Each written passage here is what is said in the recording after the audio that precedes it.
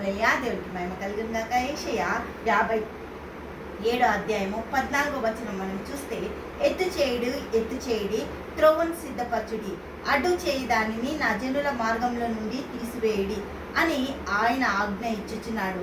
దేవాది దేవుడు ప్రతి అడ్డుబండని, అడ్డురాతిని, అడ్డుండే ప్రతి దాన్ని కూడా మన జీవితాలలో నుంచి తొలగించడానికి ఆయన ఒక ఆజ్ఞ ఇస్తాడట. ప్రతి పరిస్థితికి సరిపోయిన దేవుడు.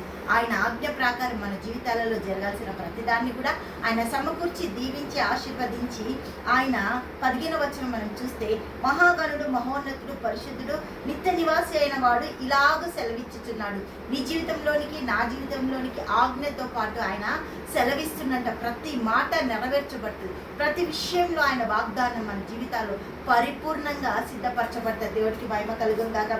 పరిశుద్ధుడు, నిత్య నివాసి అయిన వాడు ఇలాగ సెలవిచ్చినాడు, నేను మహోన్నతుడైన పరిశుద్ధ స్థలంలో నివసించువాడను. అయినను వినయం గల వారి ప్రాణమును ఉజ్జీవింపజేయుటకును, నలిగిన వారి ప్రాణమును ఉజ్జీవింపజేయుటకును, వినయం గలవారి ఎద్దను, దీన మనసు గలవారి ఎద్దను నేను నివసిస్తా. ఆయన నివసించడానికి నీ నా జీవితానికి ఒక ఆధారం ఆయన. దేవుడికి మహిమ కలుగును గాక. తండ్రి యేసయ్యకి స్తోత్రం. గొప్పగా అద్భుత ఆశ్చర్యకారాలు చేసిన తండ్రి, నీ బిడ్డలను దీవించి ఆశీర్వాదం చేసి నామములో ప్రార్థిస్తున్నాము తండ్రి.